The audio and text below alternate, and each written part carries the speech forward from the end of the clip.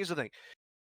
Take this conversation to literally any esport. Forget about Overwatch. Take it to CS or PUBG or Dota or League or whatever, and just put it on those players. They'll all just tell you to get screwed because it is ludicrous as an expectation for players in any other esport to ever consider anything like this. I think in Overwatch, people are just, I think players will kind of just like, well, we'll give it a go. Or it's just like, well, I guess, you kind of have to, right? They kind of just have to do it.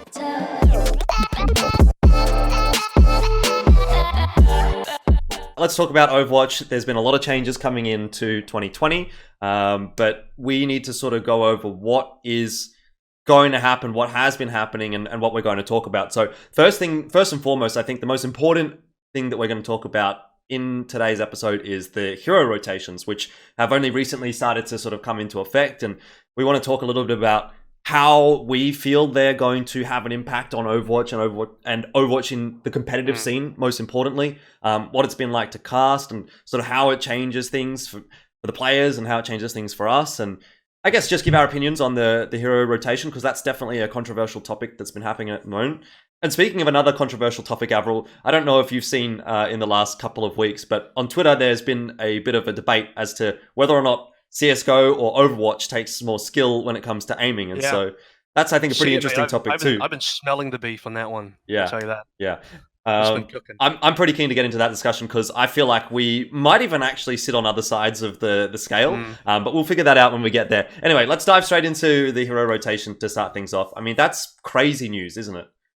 Yeah, and when you start to think about this, first of all, you got to understand the context. Okay, where does this concept even come from? And people have to remember in the sort of history of Overwatch competitively across the years in Overwatch League and Contenders, we've had people have complained about very stale metas where, one specific composition and one specific strategy has just been super dominant for a very, very long time, like upwards of like a year or maybe even more. GOATS, the 3-3 meta from last year, triple tank, triple support, was the main culprit of that, and I think is what has been the thing that's really forced Blizzard's hands a little bit, because they literally had to do a bunch of nerfs across the board, which didn't quite work. People still playing GOATs, and then they decided to drop in the 2-2-2 roll-lock changes, which basically force you to stop playing that. But then what happened is people then started playing the next best meta, whatever that was, which ended up being Sigma plus Orisa, double shields, put the Doom in there, put Reaper in there, and do a whole bunch of that stuff. So we got back in the same 6v6 mirror compositions. And people got kind of sick and tired of that again because it just got really stale really quickly. So coming into 2020, Blizzard's like, okay, we're going to make more of a drastic move here. We're going to introduce hero rotations where essentially, certain heroes are going to be removed from the pool every week.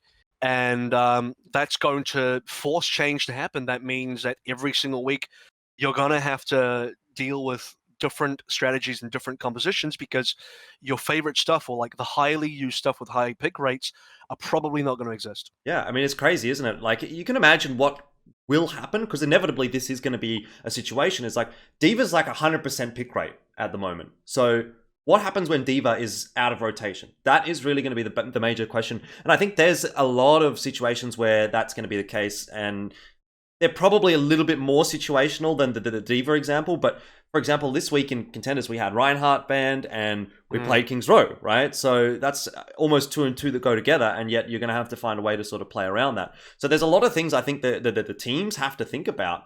But not only that, like, they have not a very long turnaround to think about those things. I think it's, if I remember correctly, it's like they find out on Monday or something like that. Find out on Monday or Tuesday. At least I'm talking Contenders Australia. They find out on like Monday or Tuesday, and then they have their games the next weekend. They find out when Overwatch League finishes the homestand for the weekend, then does the draw at the end of the show. Right. And then, they drew for that first week of rotations. They drew Ryan, Moira, Widowmaker, McCree. And look, these are random as well. So it's not even like the 100% play rate or the very high percentage play rate hero gets banned. Otherwise, Mei would probably be first on the chopping block, but Mei's dodged bans twice now, because the way they do it is they chuck a bunch of these tickets into, a ballot kind of thing, and then they just draw the role, and they drew Reinhardt, and people were like 50-50 on that one. Everyone was pretty pleased about getting rid of Moira, but then Widowmaker McCree, it's like those are fine, but May survived, and people really want to get rid of May. So there's even a chance where even if there's the high play rate characters, heroes like D.Va still survives. Yeah, and I think there's an element. I don't mind the element of randomness. I feel like if you're just going to go straight after the top picked heroes, that's probably going to be a little problematic as well. And I think the randomness does sort of play into what they're trying to do with these hero bans, which is trying to hero out of rotations, I guess is what we're supposed to call them. But what they're trying to do with those is like make people adapt, make people change their play style. And so it's a kind of a case of you having to think on the fly, as opposed to going, okay, well, because May is the most picked character, therefore next week we're not going to be able to pick her, or whatever it may be. So and I want that changes things a little bit, I think, at least from a player's perspective. And I want to get into the pros and cons a little bit just after we, sort of settle the macro discussion here, which is essentially, hey, like, why does this thing exist? And what is it meant to do? And then, obviously, what is the cost of that? Because this doesn't come free. When I say that, what I mean figuratively is, it means, like you sort of mentioned as well, teams and players have very little time to react. So it's basically, what is the trade-off here? You have to start thinking about this in the way where the majority, or at least the very vocal part of the audience, the part of the audience that have actually said what they like and do not like, have said that they don't like seeing the same heroes all the time. They don't like stale metas. They want to see different stuff. They want a bit more excitement in that fashion. And it's like, okay, well, before the sort of notion, the sort of philosophy was, we'll let the players handle that. The pros will handle that because they'll eventually, as the patches come through, as new heroes come out, we're going to just let the pros sort of figure it out. And then they'll sort of, the meta will just sort of evolve as different teams try to counter each other. Yep. And that's how it should be in theory. But then in reality, it never got there because teams found what was the best at the time. And then instead of trying to counter that, which takes a lot of effort and a lot of risk, the best thing for most teams to do was, well, actually, we'll just copy that and play it, because trying to counter it and trying to find the counter comp to that is very costly in terms of time and effort spent to research and R&D that and practice that versus just doing something that's tried and true. Do you think GOATS was a significant reason as to why this has been brought in? Like, is that the holistic, like, is that the one reason? Or do you reckon there's a little bit more to it? So I think it's the main culprit, because in the past, like every single meta has been complained about to some degree, but I think GOATS, and maybe this is recency bias, but GOATS has been the most complained about. Yeah. And part of the reason for that is I think it's been the most egregiously stale meta. And look, in the defense of GOATS, it was super strategic, and I enjoyed watching the sort of team aspect, the team play aspect, and the strategy aspect of it. I respected that for that. I also respect chess, which is very strategic, but I don't like watching chess, and I didn't like watching GOATS, even if I appreciated it. And that's a problem. The other thing was egregious was the fact that you completely binned an entire role. The damage DPS role didn't exist at all. It was only tanks and supports. And for a game like Overwatch, that just didn't quite make sense. Whereas other metas in the past, even if they were long and stale, had representation across all the different roles. So if you were a DPS player, you still get to play DPS heroes. And that's why the 222 came out in the first place. But then we realized that wasn't good enough for, forcing people to change off. So now this exists for the purpose of, I would say, pleasing the fans, because I would say if you ask the players and the teams what they prefer to do, they would say, hey, just let us pick. Don't do rotations. We'll just play GOATS versus GOATS, or we'll just play the meta the entire time, and we don't mind that. But I think the audience doesn't want that, and so this is very much a change to benefit the audience. Yeah, I want to jump back for a second there, because what you mentioned about GOATS and whether or not you're getting that recency bias, and you're saying, okay, well, maybe every single meta was complained about as much as GOATS. I definitely want to back you up in that and say that I think GOATS had far more far-reaching implications when it even came to discussions from outside of the Overwatch community. Obviously I've got a lot to do with the CS community. I've had in the past a lot to do with PUBG, and I'm a little bit in there with the Rainbow Six. Like, I see what's going on, and I kind of keep up with what's going on. And a lot of those communities were also talking about the meta in Overwatch, which at the time was GOATS, and going like, what is going on here? Like, everyone hates this. And whether that may or may not have been the case within the Overwatch community, that was at least the perception for the communities outside of Overwatch. So I think it did have more far-flung kind of implications than the other metas. By the way, Which, by the way, and that's interesting, and I kind of want to touch up on that as well, because let's consider that Overwatch is almost unique in a way where there is a kind of expectation for freshness. Think about CS and you may again stop me if I'm generalized, but think about CS, think about PUBG and the rest. The game is super similar, like almost every time you play it. It is, I would say, fairly vanilla in what happens every time it's viewed or played. And yet, I don't think nearly as many people, if anyone, actually looks at that and says, "Oh, I hate that it's just M4s and AKs every single CS game I Yeah. watch or play." Well, No one says that. on the surface, it kind of looks like that, but I think if you were to go back and look at the way that the game has played and like the styles of the gameplay of the teams over the course of 5 years, you would see 5 years ago, you'd look at a team play and you'd be like, they're just shit. So it's not like teams are changing play styles, it's just that they're perfecting the game. Like it's Yeah. almost like Counter-Strike hasn't yet been perfected. You know, and Yeah. every year we're sort of like, oh, we've perfected Counter-Strike. Fnatic It's 20 perfected years Counter-Strike. running. Astralis It's not perfected perfected. Counter-Strike. But yet, we're still getting to points where people have figured new things out, or they're finding a way to be better, they're finding a way to do something that someone else has never done before.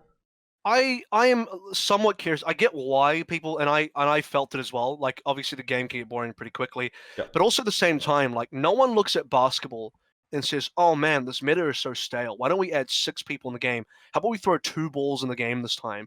Or like, how about we like, I don't know, make the court bigger by 3 meters?" Like no one looks at traditional sports and says the kind of things that people say when they look at games like Overwatch or even So, other I esports. think the issue, and if we're going to go with the GOATS example, I think the issue with GOATS was that it wasn't Overwatch, if that makes sense. When Overwatch was released, you know, you had DPS, you had tank, you had support, you could play all those roles, you could do what you want, you could adapt, and you could change your heroes on the fly. And the idea was you would change your heroes based on what they were playing and try to counter, and sort of that was that ebb and flow of how you played the game of Overwatch. But when GOATS came out, none of that really existed. DPS didn't exist, the changing of heroes didn't exist, you know, it was just, do we play this better than the other person? So it's not the core game, it being the same. There's 2 things there. One is like, okay, what is the definition of the core game of Overwatch? The second is to say that at least somewhat in defense of the pro players and GOATs, there was some change. GOATs actually evolved slowly over time. To a degree, yes.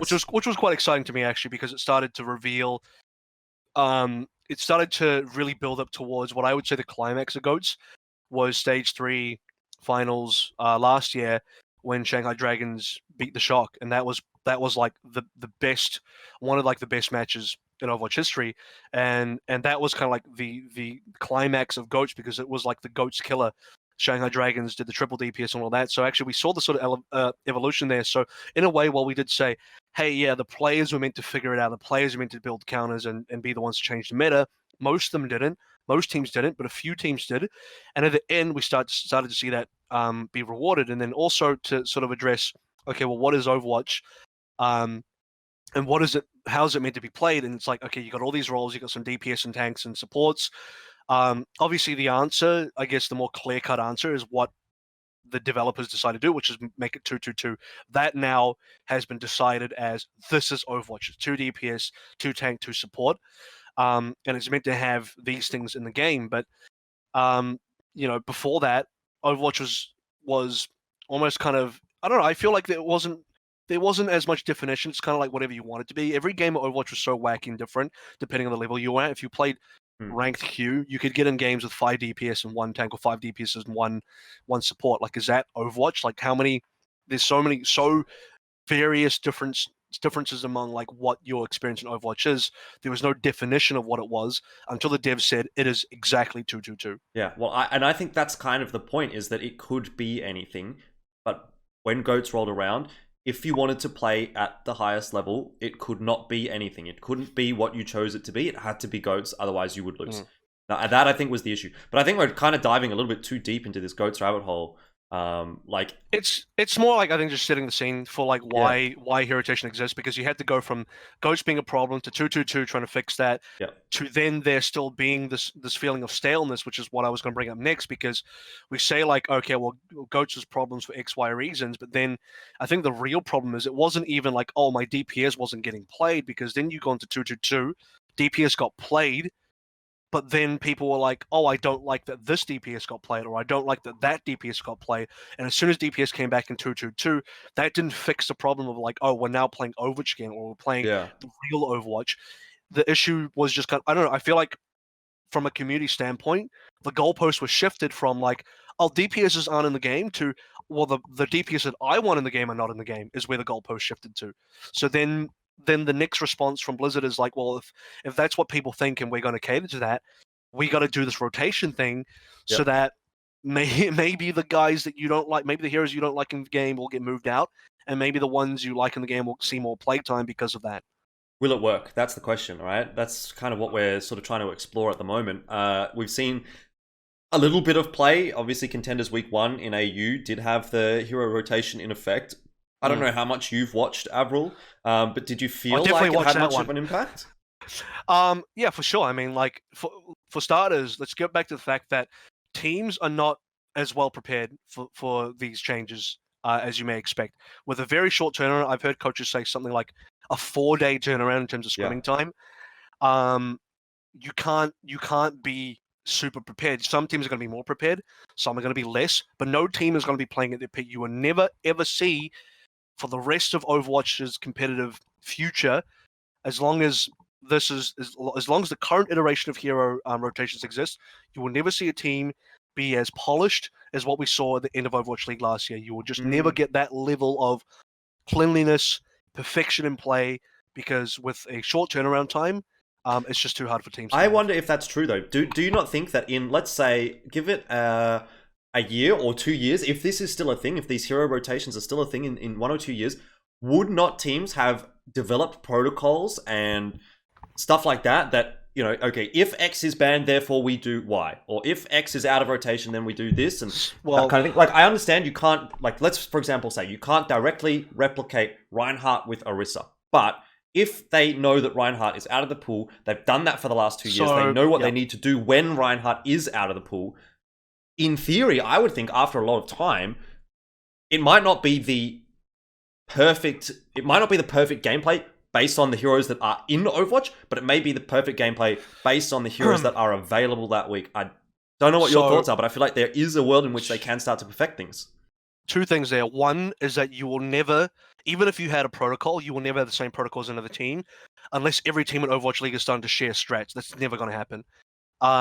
Two is you might get like 80% of the way there. Maybe that's even generous, but you will never reach 100% of the way where you are so well practiced. And the reason for that is, I mean, it's a very obvious reason.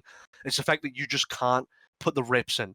You will simply not be able to put the reps in. Think about how long it took teams to really perfect Goat to the level of like San Francisco Shock, to the level where like that is a level of synergy in the Overwatch League, which I don't know. In fact, I know we will never see again, not even from the Shock, because they had to build that up basically over the course of the entire year of Overwatch League, that entire season-long thing. Even into like, you know, even going into 2.2.2, like everyone was somewhat fresh going to stage 4 last year, but then towards the end, once again, once you've put the reps in, once a single team is just like banged it out in scrims, just like gone over it time and time and time again, then they start to perfect that. And if that changes, if that pool of heroes and the requirements of the game changes every week, you're just never going to bang in the reps to get the level of perfection. I think that's a perfect transition into what our next segment was going to be. Yeah. And it starts with the question, is it good for the competitive scene? So, what are the pros of having a hero rotation? Obviously, one of them is that it keeps the game fresh. It keeps the viewers interested because there's always going to be something different every week. So, there is that, right? As far as a viewership perspective is concerned, it seems like part of this is just to make something new happen and keep people coming back for more. But then you have to ask the question, is it forced? Is it too forced? Is this like, you know, this is the hand of God coming down and saying like, no, this is what's going to happen? And I guess that like literally in a way, when the devs change the game, and this week it pretty much is the hand of God just saying like, no, this is happening now. But it's a case of like, is the game being forced to have this level of freshness versus it being an organic thing? And that's like a loaded question, because we know the answer is it definitely is forced. But I guess the real question is that a good thing or not? Because no other esport, no other game tries to force a level of freshness into the game in this sort of way. Like I'm pretty, unless we're talking about like, for example, Fortnite Chapter 2 coming out, or just drop some mix in there. But Yeah, that's that's like true. adding but then that's like adding content. The thing is, though, with Fortnite, Which they is have different, different to this. they have a totally different outlook on the way that esports is involved with that game. You know, they're not directly trying to make an esports league, which is what Overwatch is doing. Fortnite is very much more on the side of content creators, and so if they add these kinds of new things, it's not with esports in mind. It's just indirectly impacting esports. Whereas this is a direct decision about the esports mode in Overwatch to where competitive take integrity is important. Yes. So because you are trying to be like a sport here. So I want to bring up a little discussion that I saw on Reddit earlier in the week, and it was a clip that was from John Galt's stream. Now, if you don't know who John Galt is, he's a very famous coach. He even coached in the Australian scene. He was coaching Darksided at one point, so he's a good mate of ours. And he was sort of saying that no one on the Justice coaching team had more than 6 hours of sleep for like the past week to try and prepare for the hero rotation for that week. That's absolutely insane to me. Yeah, and they're saying, there's been talks about, coaches putting in 60, 70 plus hours of work a week. Yeah.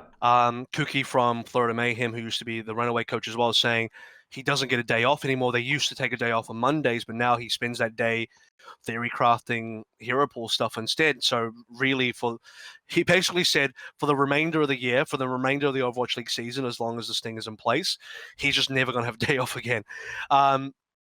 And it is pretty crazy, and you gotta start thinking. That I guess the debate over this is why, because it's like, on one hand, you hear this is like, it either sounds bad or it sounds like whatever to you, but that's where the discussion is, right? It's where people in the thread and people who respond to this are actually saying it's like, there's a couple of different responses. One of them is, well, you're a paid coach and this is the expectation, so don't complain about your job and do it.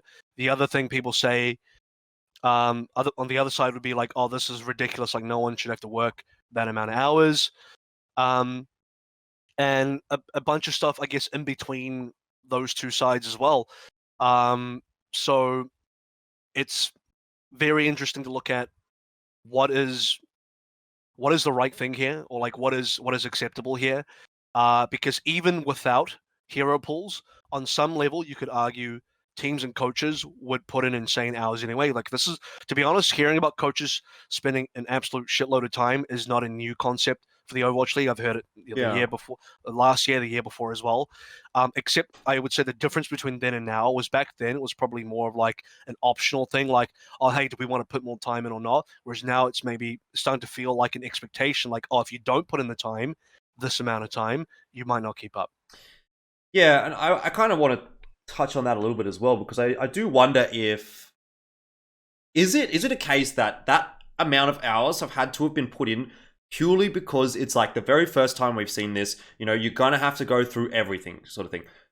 Do we get to a situation, and again, this sort of ties into what I was saying a little bit before, by after a year or so, have the protocols been put in place? Like, after another 6 months of these hero rotations, is the onus on coaches going to get a little bit less, right? They're not going to have to do quite as much to figure out what's going on with the next week of the hero rotations, surely, right? Can I just say, by the way, in terms of protocol, I don't think it would be fair to say that, that's something that coaches can feasibly work towards at a very high level. It's like, it's something where you can theory craft, but I don't think there'll ever be like a manual that a coach writes, or at least not one that everyone will agree with. Maybe one coach think this is what we're talking about, and another coach will look at it and say it's like completely wrong. But no one's going to have the blueprint on exactly what the right things to do, because it is a lot of first of all, guesswork, in terms of, if you're trying to guess what the next rotation is, it could just be anything. But even when you do see it, it could just be so random that it forces a complete new combination of things, or it removes a combination of things that just makes the game way different at a professional level, that it can just be so difficult to theory craft. And also, like, even if you think you're smart and you're very good at Overwatch and you're a very good coach, and you think, well, if this is gone, then surely we just do this. But then you go and scrim that and you try that and you realize that's actually not as good as you thought. For example, Widowmaker McCree gone, a lot of people, and I'm not going to say the coaches thought this, but some coaches probably thought it. I thought a bit about it. A lot of people were thinking, well, Farah surely gets a lot of playtime because there's no McCree, no Yep. Widowmaker. This is like the best week ever for Farah. Farah got like no playtime, got very little playtime. Because actually people still just figured, hey, why play that? We can just play Tracer Sombra and a whole bunch of other stuff. And people just kind of decided, oh, that was going to be the best thing instead. So if you were the team and on your little blueprint, your little rule, your little protocol book, and you wrote no McCree, no Widowmaker equals Farah, you played that in your official, you got stomped because other people came to a different conclusion.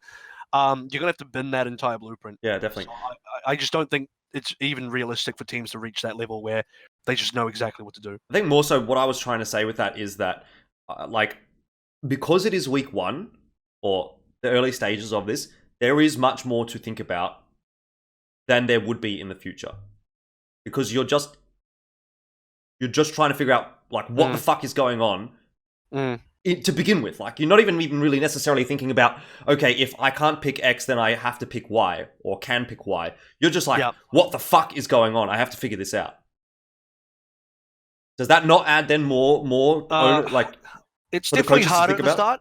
It's harder at the start. That's what I'm trying to say.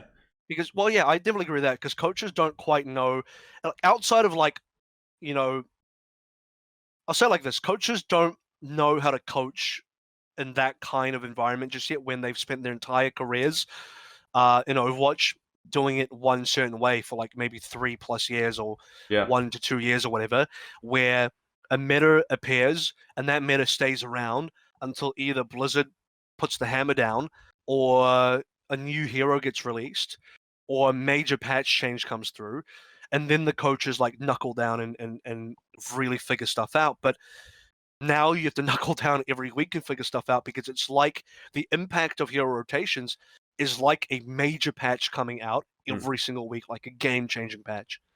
So I want to go back to the initial question, because we've sort of discussed it a little bit now, and not talking about a broadcast at all, not talking about a viewership perspective, but AVRL, is this good for the competitive scene?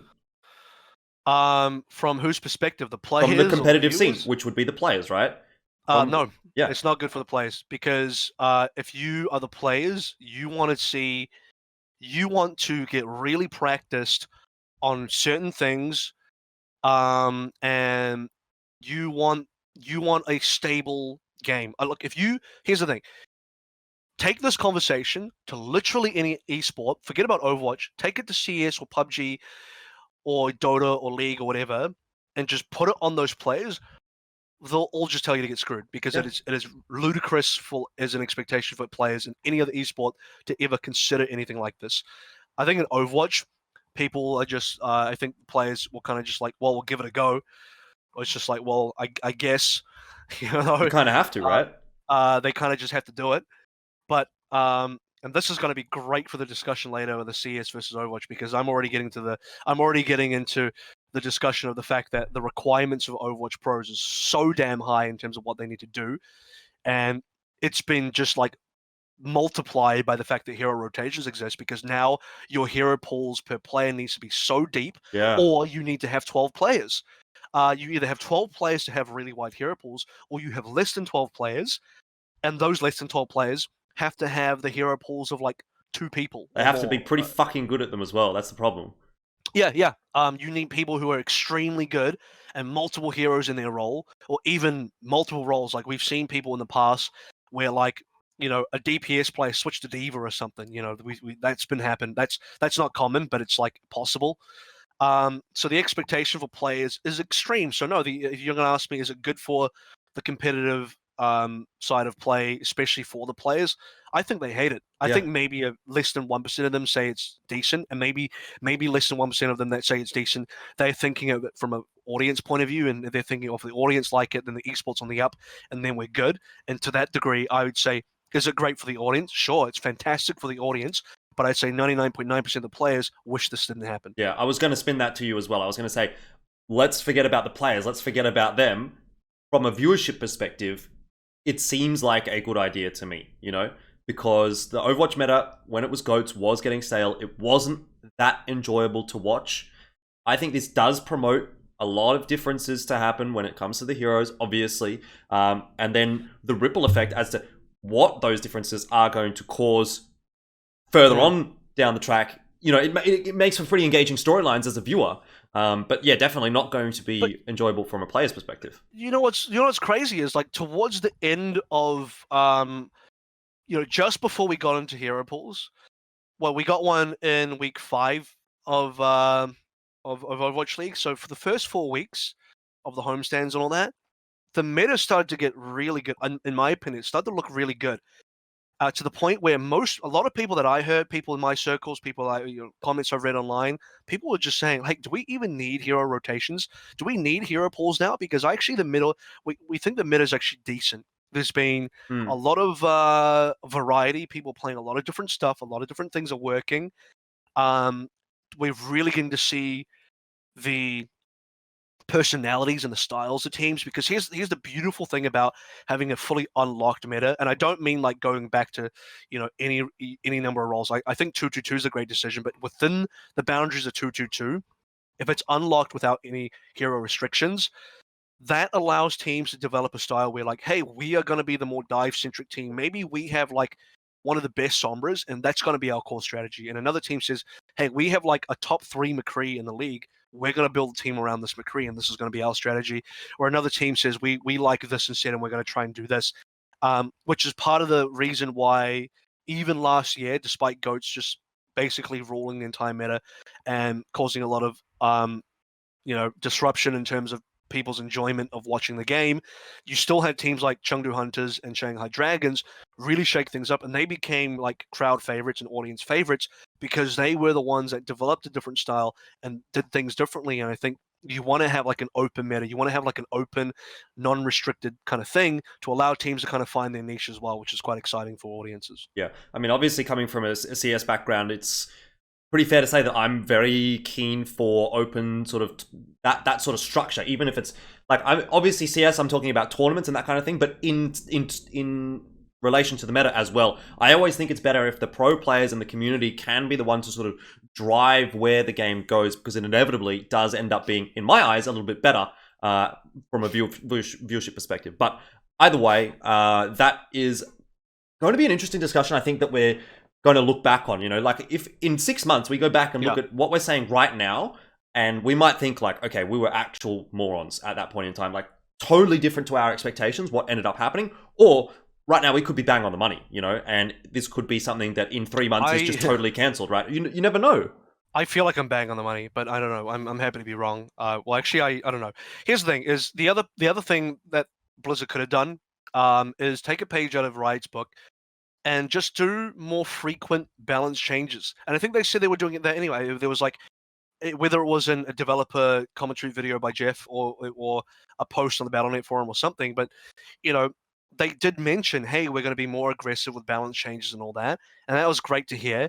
And if all they did was have very regular balance changes, specifically targeting meta, you wouldn't need a hero pool kind of thing at all, because instead of having hero pools, you would just let's say buff and nerf stuff out of let's say because here's the other thing: is the hero pools don't even address the actual fundamental problems. This is the exact, like, just hide it under a rug, just like sweep it under the rug, and just like hide it from people instead of addressing what the core issue is. If Mei is an issue, and like 99% of people say Mei is an issue, okay, put some balance changes there. Make her do less of this or more of that. Change her up. Do something different with her. Target her with balance patches. Because I think that's a healthier way of dealing with it than dropping a straight up ban. And we haven't even banned Mei yet. So if the goal is to get rid of something that's problematic, we haven't even achieved that goal, because so far the pools are random. But I think this is kind of a band-aid solution to me. This doesn't, to me, feel like actually resolving the problem. Yeah. Well, that is a topic maybe for greater minds than ours, or something that we're going to have to go back and look at in the future, AVRL. I don't know, like, I feel like this is a huge topic that we probably don't have enough data yet to make an accurate decision as to whether or not it's a good thing. Yeah. For now, can we agree that we think it will be a good thing from a viewership perspective, but we also believe that it's not a good thing for the players? Well, can I leave this with you as well? Like, good for how long for the viewers? Because I can also see a case where, like, you're about a month or two down the line, I'd be very interested to see when we're a couple of months down the line what the audience perception is, because you can also get a response from the audience that's suddenly like, hey, we liked it for the first couple of weeks, but now it's too wacky. Yeah. Now the audience doesn't even like it. That's when you know this wasn't a good choice to make. Yeah, and this is going to tie into the next topic as well, because there's going to be a question of, is this too difficult for casuals to access? Like, are they going to look at a game of Overwatch League and be like, what is going on? Why can't they play this or why can't they play that? Ranked versus comp. Okay, so typically... Or ranked versus pro, right? Ranked versus pro is what I'm... Yeah, that's what I'm trying to say. The professional scene has a set hero rotation, which is different to the hero rotation in ranked. So traditionally, in a lot of esports that are successful, you can play the exact game in, for example, League of Legends, Counter-Strike. You can join a game, you can play 5v5, you can do exactly what the pros do in the ranked mode in the game. It was a big problem. It's been a big discussion in PUBG, right? Because the settings in PUBG, in normal games, in casual games, are not the same as the settings that are in the PUBG professional games. Now we have that same situation here in Overwatch. And trust me, I'm well on board with that, because coming from Team Fortress 2, and you'll know some of this from your time in TF2 as well, but the game from a competitive standpoint of 6v6 TF2 with restricted classes, which I think was a fun enough competitive mode, versus the pub play, which is like 12v12, anything goes, literally chaos and a madness. shit fight. Yeah. Is about as different as you can get from what the regular person sees in the game and plays and experiences versus what someone trying to be competitive and trying to be quote unquote pro is. And it is time and time again, like I've been a real victim of that, or I would say the game I played in was a real victim of that, where because those two things were never aligned, there was never this alignment between that casual audience versus a more of a competitive audience. And that is a crucial thing you have to have in your game, which is why basically any game that wants to be an esport from 10 years ago, from like even 5 to 10 years ago onwards, after TF2, I would say, that actually made it as an esport, I might say as well, has to have a game that is exactly aligned in terms of parity between the casual and the pro. And even games like, I'll say, League of Legends, where you have things where, like, okay, you don't have to play like a full drafting mode for the casual players, but you still get the 5v5 experience. You just took out like one very, not simple layer, but you just took out one layer of the whole thing, but like 99% of the game is still the same as the pros. Yeah. So, like, why is that a thing? Like, why does competitive Overwatch have a different rotation than ranked? Like, that doesn't make sense to me. So this is where I get to plug the tweet I made about this. I actually talked about this when the first ranked sort of rotation news came through. So the ranked bands was like Mei, Hanzo, Orisa, and Batiste. And at the time, obviously, we talked about week 5 Overwatch League was McCree, Widowmaker, Ryan, and Moira. So it's like completely 4 different heroes, not at all aligned whatsoever. And basically what people are saying, especially pros, is like, hey, because Ryan is banned, Orisa might be meta. How do I practice Orisa in ranked when Orisa's now banned in ranked? It makes so much sense, right? It's completely ridiculous, and they're completely right on that. But you asked the question of like, why is this a thing? And the answer to that is the ranked experience is still very different to the pro experience, in the sense that what is popular and what is good in ranked, even if you play at a high level, is very different from Overwatch League, because it's the difference between a very organized, highly competitive setting. We're talking about not even just like teams that scrim. We're talking about the best teams, the franchise leagues, the absolute top of the top teams scrimming and practicing versus ranked. Even if you got this is very clear. Even if you got 12 random Overwatch League players, they're all vetted pros, they're all extremely good, and you just randomly threw them in a pug. And this was a thing way back in like season 1, where you used to watch Overwatch League pro pugs when they were allowed. It was still pretty messy. Like, honestly, even with the best players in the world, it wasn't like this streamlined teamwork, like very polished experience. It was still like, to be honest, in some ways, like that's the real Overwatch if you think about it. It's like it's messy because you're not practiced with the people around you. So things that are good in that setting may not be good in the super organized setting. And so, yeah, I guess if you were a pub player, what is important to you and what is overpowered in your games is not going to be the same as Overwatch League. Yeah. Okay, but from a professional player's perspective and from an esports perspective, is it not a win-win if they just match up, right? Like, But what? who do you match? Do you match Overwatch League or do you match ranked? Either way, I mean, okay, let's say for the sake of Because you got to argument, pick one. let's say for the sake of argument, Overwatch League is choosing the hero rotation for ranked as well. When you find out professional, 2 or 3 days later, you Tell you find what the out. responses. All right, let me finish this. Let me phrase this question right. If you remove those heroes in ranked play, right? Does that not then incentivize the players who are playing ranked but not watching Overwatch League to then go and watch Overwatch League and say, you know what? If I want to know how to play as best as possible in my ranked games, why don't I watch the professionals? They're playing the exact same thing as me.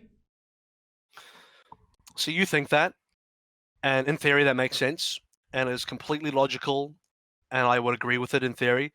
Except in reality, what ends up happening is, and just for context, the ranked rotation, the ranked hero pools, is across all the ranked from bronze to top 500, and that's a big ass gap. So if you're in bronze, you get the same, the same heroes taken out of rotation, which is I think fair because you want at least some level of consistency Look, there. if you're in bronze, you're probably playing with your monitor off anyway, so it doesn't really matter. I don't think. The point is the very extreme different levels of play have different experiences still because I don't know. I'm gonna say it. I don't know that people in bronze probably play Batista or Orisa. Those heroes might be too hard. They probably don't get a lot of playtime. But they're banned anyway, and those bans may not affect anybody in bronze or silver because you didn't ever see those heroes. So why does it matter? But the point is here is this has been a thing ever since the start of Overwatch League, even pre-season, season 1, when Overwatch League is announced. We're talking like even pre-Overwatch League now.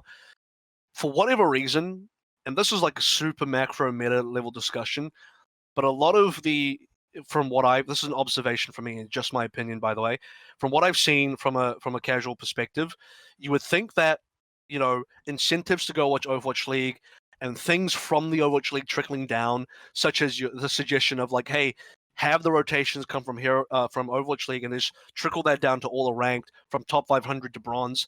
You would think that should be a good decision, and it is. Like, it makes sense, and it happens in other esports, and no one cares. But then in Overwatch League, go into the Battle.net forums for like 2 seconds, and you'll see a thread about like, stop forcing me to watch Overwatch League, or why do pros get to dictate what I can play, and all this like why are our balance? You even see this from like just balance and patch notes, like, oh, when Goats was a thing, and Goats specifically had a lot of targeted patches and nerfs and buffs and to stuff like Ryan and Zarya and all the all your regulars in the Goats meta, people very vocally complain. The casual audience vocally complain. It's like, hey, these are targeted nerfs against Goats. We don't play Goats in our silver gold games or whatever, what have you. This has got nothing to do with me. Why is Overwatch League targeted bans and nerfs affecting me as a silver or a gold or a plat player? Like, this has got nothing to do with me. This sucks because I have to play a nerfed hero now because of Overwatch League and not because of anything at my level. You literally get these discussions. I'm not making this up. So it's like you would think that people would be like, oh yeah, I'm the Overwatch League is aspirational and I want to experience the things that they experience and I want to play with their bands and I want to do this and that based on Overwatch League. But the reality is, spend like 2 minutes on the Battle.net forums and you'll see the opposite. I mean, I just can't understand that mentality. Like, I think I don't think it's smart. I think it's a dumb mentality, but I can understand it. Yeah, I do 100% understand it, even though I don't like it. Yeah, that for me, as a person who's a player that wants to be as good as possible, I want to look to the best players in the world, and I want to try and emulate that. And people complained about the Overwatch League having the little thing in the menu when you open up Overwatch, and there's like a little Overwatch League tab in the menu. People complained that when the Battle.net launcher had an Overwatch League tab in it, there was like very angry vocal threads, especially on Battle.net forums. This is where most of it comes from, I guess, and sometimes on r/Overwatch, the main sub that no one competitive goes to. People were like very angry about it because they felt like they were like being forced to watch it or something. It's like, no one's forcing you. It's just there for people that want it. Yeah. But people, for whatever this specific audience, I don't see this in other esports, but in Overwatch, those people very, very vocally complain about anything related to Overwatch League. It's like they want to hate it or something. I don't know. It really does seem like that, and I don't really understand it. But anyway, that's maybe a discussion for greater minds Like than I said, ours. a meta discussion. Yeah. Look, and then okay, so if we follow that train of thought, and you've kind of convinced me, right, that these players just don't give a fuck about esports, and they don't give a fuck about trying to be good. They just want to play the game and do whatever they want, and I don't know, run around with their monitor off, basically. Why is hero rotation even a thing in ranked then? Like, why is that a thing? Because like the main majority of players that have complained about stale metas is not just like Overwatch League viewers and like pro viewers of like the professional scene. Those people complain because it wasn't a great viewing experience, but a lot of it came from a player experience as well, where like okay, and this is the backwards irony thing. This is the most. Think about everything I just said, and now think about what I'm about to tell you. Destroy my brain.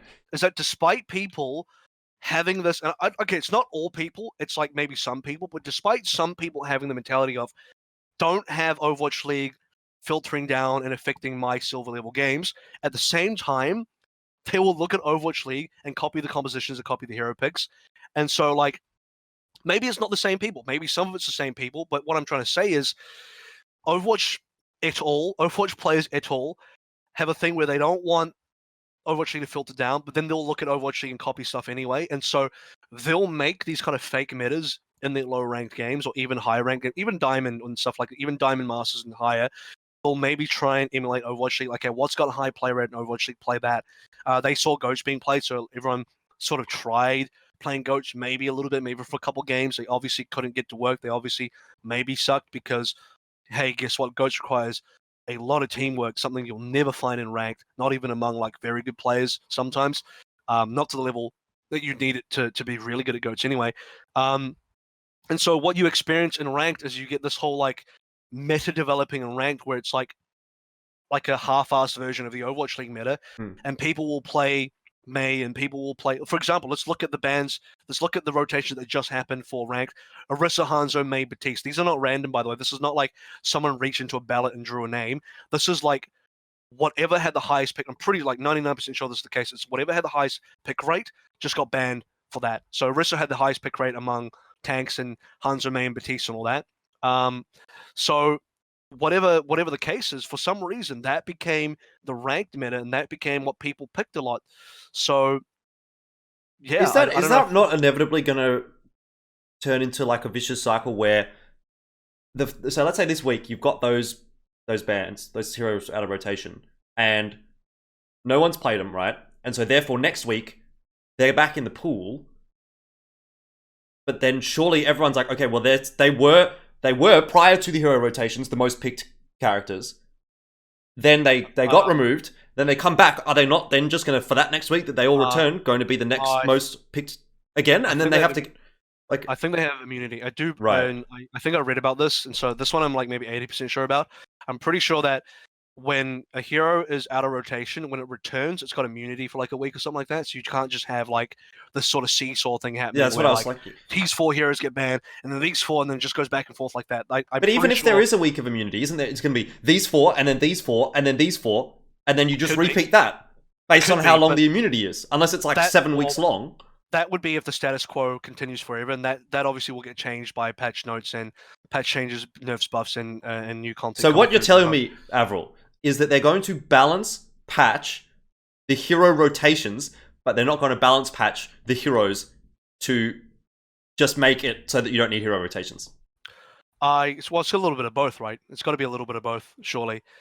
But to be honest, part of me, like the real tinfoil hat part of me is like, I think maybe Blizzard just want to try this out for a little bit. It's kind of like experimental mode, right? Where, except this one's just forcing everybody. It's kind of like experimental mode where they're like, hey, let's explore like 1-3-2 for a little bit and just see what that looks like. Because some people are like, one of the complaints was like, hey, DPS times are ridiculous because more people want to play DPS in the other roles. And now, because you can't have 5 DPS in a game, which I think is a good thing, only 2 people can play DPS per team. It's way harder to get into a DPS game. So they said, okay, well, what if we made it 3 DPSs to relieve the queue times as an experiment? And that's almost just to be like, yeah, I don't know. Overwatch community, just give this a go and see what happens. And I feel like hero rotations is almost like something like that, where it's like, hey, Yeah, I agree. We'll show it to you. We'll show it to you. But does it you not? Get to see what happens. Does that not seem like a band-aid solution to you though? Like, if I were to take that analogy and take it back 5-6 years, when League of Legends was at its peak, everyone did not want to play support. You know, support was the bitch role. Yeah. Support queue was like insta pop, mid and top. You had to wait like 5 minutes if you were up in a high elo game, right? So support did suck to play though. It did, but what did they do? They've changed support now that it's fun, and it's one of the most popular roles now. So support is pretty good now. I don't know. You're right, but I think it's a change in design philosophy, or at least like direction of decision making in Team 4. Again, I don't know that. It's just my tinfoil hat, my speculation, because for the duration of Overwatch's life up until 2020 this year, it's basically been like, hey, like the kids will complain, but like daddy knows best kind of thing, right? Like the developers, we know better, and they do. I'm going to be clear, they for the most part definitely do know better, because the rest of us aren't developers. But so it's like, hey, just trust us. We got the stats. We're game designers. We've been doing this for like decades. We know what we're doing. Fans are vocal about problems. We'll acknowledge the problems, but we'll sort it out internally as the dev team. And that's how like every dev works. By the way, it's pretty much how it's supposed to be. Yeah. But then like now, there's almost been this critical mass of like 3+ years, like 4 years worth of complaining since Overwatch came out, where the community has been like, this sucks, or that's got to change, and this has got to go, and I don't like this thing, and that thing over there is not very good. And so we're starting to get to the point where now in 2020, I've seen a shift, and again, this is speculation, tinfoil hat stuff here, where Team 4 and the development philosophy has changed to be more like, hey, okay, kids, if you want to have Maccas every day, here, have some Maccas every day, or you want to drink Coke for the rest of your life instead of water, I'll let you do that, and then you can just see the results for yourself. And it's more like, hey, we'll give you the hero rotation because that's what you're asking for. We'll let you have that now, and then when your teeth rot out, we'll say, well, I told you so. I was going to say, I don't know that that's necessarily the right idea, but I do sort of like it as a bit of a fuck you, you know, because there is that analogy of too many cooks spoil the broth, and if there's, I don't know how many people play Overwatch, let's say millions probably play Overwatch, and every single one of them has an opinion, they're all going to conflict, and inevitably we're going to get this fucking shit fight. Well, so maybe it's better to just have a few people making the decisions. Everyone, I don't know, and this is like, I guess it's just a critique of play bases, not even just Overwatch, like every play base has got this problem, but it's the kind of thing where like most players, and I suffer from some of this, and I always have to like check myself real quick, is like, do I actually know better, or am I just talking shit? Like, do I actually know what I'm talking about? Have I really thought about this critically? Thing is, though, I think by virtue of the fact that you even consciously think about that, like, your opinion is valid. Do you know what I mean? Yeah, well like 99.9% of people don't check themselves, and they just spit their opinion. Exactly. So that's the difference for me. Anyway, that is, I think, a very good summary of what the potential problems of hero rotations could be, and what kind of things we're going to see in maybe the next 6 months or so. We do still need to touch on, though, what it's like to cast, Kevin, because, you know, we have, well, at least I've cast a little bit of it. You haven't cast it, so what's going on there? So let's talk about the casting side a little bit. So obviously when you have... sorry, what was the question? So obviously you have the side of casting where prep's a little bit different now, and you have to start looking at, you know, how do we as casters have to start looking at this game to prepare week to week, especially on my end as an analyst. It's like, okay, well, how do I sort of analyze a game that is having this level of major changes on a week to week basis, or, you know, whatever, and how do you then try and analyze it again? Because I'm almost trying to then fit into a coach's role and shoes where I'm like, I'm trying to do the guesswork. I'm trying to do like the theory crafting here. And luckily, like, I can just reach out to coaches, and I do that. and we have a bit of a discussion and be like, okay, so what are you guys working on? Like, what do you think is good? And then they'll say some stuff, and then I might be like, well, have you thought about this? Could this be like a thing? And they'll either tell me I'm that's not good, or they'll be like, we didn't think of that. So that's pretty cool.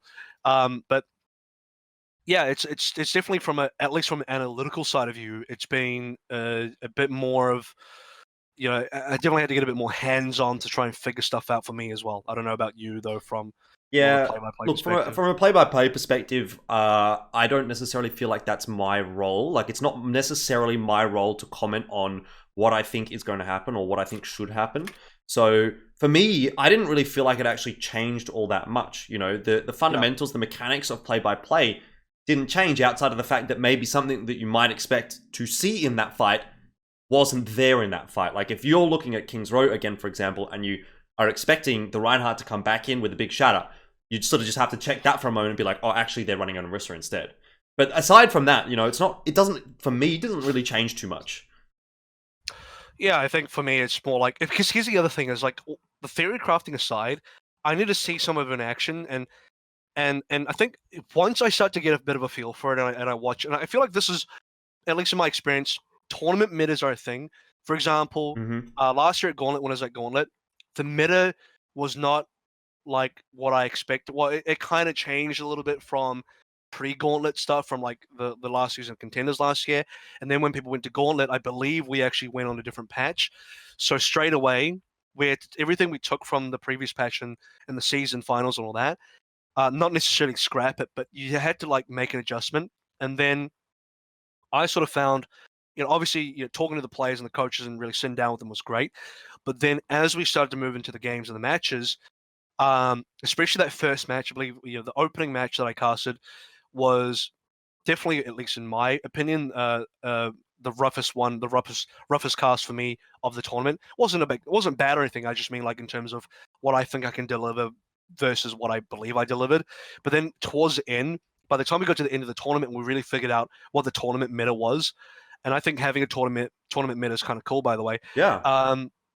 Is now that I've had a lot of chance to see it, I got to figure it out. But the thing with rotations, and so let me bring it back to the topic at hand. The sort of where I'm trying to get to is it's almost like this figure out the meta kind of thing, but way more rapidly. And by the time I get to the end of the week of rotations, and I felt like I've watched a decent amount of games, or I've cast a decent amount of games, enough for me to like figure it out. Next week you got to do it again. Next week you just start from scratch again, and now you have to refigure it out. And that I haven't had, obviously, haven't had that experience yet. I haven't gone through that yet, or at all. No, I haven't gone through that yet. So I don't know. I don't actually know what that's going to be like yet. I'll have to figure that out later. Do you think there's like value maybe in not trying to figure it out and going on that journey during the week? The problem is people expect me to figure it out. Yeah. So I may agree with you on that, and I would say I would love it if I just walked in there and just like, and you were like, oh wow, there's a lot of fire this week, X or Y. The problem is, and this is either like a healthy expectation or really unhealthy expectation, is the audience has this belief that me as an analyst, especially if like I believe I'm worth my salt as an analyst, they believe that I should already know and I should already have answers, and that if I don't know something on broadcast, people just think doing your job. People like, oh, this guy's clearly not a good analyst if he doesn't know what he's talking about. Even though, like, even if the audience also didn't know what they were talking about, they also didn't know. They just have this expectation that I should know, even if no one knew, even if no one in Overwatch knew, and literally a brand new thing never seen before happened. And I was like, I don't know what that is. People are like, oh, why didn't you know what that was for? Yeah, like they let's say Blizzard literally drops a new hero, and they're like, okay, you're playing that tomorrow. And you're like, or even like as the broadcast starts, a new hero drops and they're available for play, and you're like, but also, what is that? But also, here's the other thing: is one guy inevitably, one person in the audience will always like Pretend whether it's know. a hot take and they just got lucky, or whether they're actually like 5-head. I don't know. It's probably more of a hot take. It's probably more of a 3-head hot take, and they got lucky. Yeah. And they just guess like, oh, what if this was the thing that was actually OP? What if it was this thing? What if it was like this? Here's my hot take. and it's not based on anything. I'm just gonna throw it out there because there's no That's what I hate as expectation well. for me. It's like, And then they get it right, and then yeah. they're like, oh, I knew this thing in the cast and didn't. That means he sucks. But sometimes it's not even that. Sometimes it's like someone will be saying something for like a year. Let's say, for example, someone right now is saying D.Va is the worst hero in the game, which is objectively not true, right? But then D.Va cops this fat nerf and she's just not picked at all. 1 year later, this dude on Reddit's going to come up and be like, check out this post I made 12 months ago about saying how D.Va was a terrible hero, you idiot caster. And then you're going to be like, the fuck are you talking about, bro? Like, totally not even related. But I guarantee you that happens, and that's a real tilter for me. Anyway, that's kind of getting into like the mechanics of casting more so than the Overwatch hero. I'm just saying, like, as an analyst, there's definitely going to be an expectation for me to know more and to have something to say. Like, I'll say this much: for me, my own personal expectation will be, I will be going into a week of hero rotations saying, "Hey, these things are gone." Yeah. And maybe this will be what happens, and I'll be very straight up about my speculations. Like, hey, I'm guessing here. My speculation is we could be seeing these things and whatever, because these heroes are going to a lot of that work. And what I'll be saying is will be based on the fact that hopefully I will have spoken to players and coaches and all that and done my own research, or maybe I'm just good enough to figure it out on my own. But I definitely won't come to the table with nothing. But I don't think I'll be like, there's absolutely no way any analysts could come to the table and just like know everything to figure out, because the best teams with full-time coaches and a full staff of coaches won't even have that figured out, let alone one guy that casts the game. What I will say is one benefit from the hero rotation is that it has given us an extra talking point on the broadcast. You know, when there's downtime in between games, it's just something else that you can touch on and be like, you know, what might this impact be on this map? I've got endless things to talk about on Overwatch. Yeah, well, I suppose you do, but I don't. I'm not that smart. Anyway, I think that more or less wraps up the Overwatch hero rotation discussion. Let's conclude it by saying and giving our opinion. Okay, what do you think this is a good thing? Let's just sum it up there. Do you think it's a good thing? Overall, no. And overall, I think the real solution is just to be more aggressive with patches and have them come out more often. That would be a better solution than rotations. Yeah, I kind of want to hold off on giving an opinion. I would probably trend towards what you've said as well, but I do want to see a little bit more of it before I can give a 100% locked in opinion. Anyway, time to move on to our second topic for this one, and this is going to be another spicy one. You know, we've probably got a lot to talk about here. Okay, well, if you don't know what we're talking about, right now it's going to be the aim debate or the skill debate. I think most of it is actually centered around aim, not necessarily skill, but that's something we can talk about as well. In CS, Counter-Strike versus Overwatch, and there was this massive debate on Twitter about that maybe a week and a half, 2 weeks ago. We don't know exactly where it started, but we think it started with this tweet from a guy called Frill, and he says, I always laugh when CSGO players rip on Overwatch players when aiming in Overwatch is 20 times harder than CSGO XD. And then I think the reason that it's sort of blown up is because Stiko, who's a professional player for Godsent in CSGO, so he's a pretty big deal, right? Has replied. Well, and he says, by God, so. Yeah, and he says, why do you even bring this up when Overwatch is a game where a third of the characters can heal and shield? Obviously, it's easier to aim and inflict damage. That's the whole point of noob-friendly games. So you can immediately see the two sides of the discussion there in the elitist Overwatch player and the elitist CSGO player. Both literally just totally disregarding what's happening in the other game. And can I just say real quick, in terms of context, like, people have to remember when you look at a topic like this, first of all, I guess like most esports and like most fandoms and stuff like that, whether it's players or audiences, will definitely like to side with their game and think like, I like my game's obviously better for these reasons. And when you take that to an extreme level, you might start like ripping on other games, and we've seen that across all the esports history. So that's not new. But I don't, not to put CS on the spot, but I definitely found as an observation, trying to be like non-accusatory about this, but I've definitely found as an observation that CS community and CS players are a lot more willing to go on the offensive side of like telling other people their games are bad and stuff like that. I not to say that they're insecure, but they're definitely more willing to attack and more willing to try and bring other people down. So I see, and again, I don't know exactly where it started, but to me, I think it's more like Did it start with one tweet, or is it more of just like an overall feeling? Because I definitely think, even from Overwatch's release, a lot of CS people, because look, it was the new FPS, it was the Blizzard FPS, it was this huge like cultural gaming phenomenon in 2016. We talked about that last episode as well. It had this huge impact, and obviously it's going to bring over a lot of players. And obviously, if you're a CS player and you look at this and it's a new game and it's a new FPS game that is massive on the market, like a huge player in the market, you're going to have some opinions. And now, if you're a CS purist and you really like games, and this is not just CS, by the way, I've encountered Battlefield players and I've encountered players in PUBG, and anyone who likes games that are like FPS titles that are somewhat realistic or like very realistic, and they want that experience. The armor guys as well. It's like they just want this hardcore FPS experience, real realism, military grit, and then they see like this colorful, almost cartoony thing from a shooter. I get the same experience because when TF2 came out, CS people ripped on TF2 as well because it was like, oh, what is this cartoony garbage, right? I've heard this the entire time I've been in esports. So for me, it's been a thing since forever. And to me, when I look at what Frill says, if you even just read what he says, I always laugh when CS:GO players rip on Overwatch players. It's almost like a defense. It's almost like he's just responding to like the CS:GO like opinion in general, or like the very that is the opinion. that by the way, that is the opinion of CS in general. Like I would say by and large the CS community does believe that Overwatch is a noob game. What I'm saying is Frill is defending, not attacking, whereas I feel Right. like CS has definitely been attacking. Yeah. Anyway, so to add more fuel to the fire, Carter, who is Carter_OW on From Twitter, Third Impact, has said, it's fucking hilarious watching CS players claim that Overwatch is a noob-friendly FPS and Overwatch players Overwatch players aren't real FPS players just because you can pick the hero Winston, which obviously is a hero you don't really have to aim with.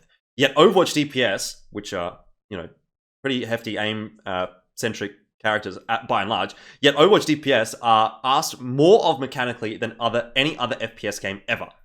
And he says, no, I don't want to argue this because I don't want to feel better than CS players. So again, that sort of ties into what you're saying. Professional CS players have insane aim. They're obviously very fucking good at what they do, but don't belittle what you don't understand. That's what old people do. Yeah. So that's from Carter. Yeah. I don't know that I necessarily believe that Overwatch is a more mechanically intensive game as far as aim is concerned, if I'm honest. I don't know what your take is, but I actually, and I think a lot of this comes from the eye test. Again, I'm not a pro player in either of these games. I am not even remotely a very good player in either of those games either. But I believe that on the eye test, from what I've seen, from watching a lot of Overwatch and watching a lot of CS, that I regularly see insanely ridiculous shots more often in Counter-Strike than I do in the likes of Counter-Strike, in Overwatch. And that's just based on the eye test. So there's no like data or anything like that. That's just my personal feeling.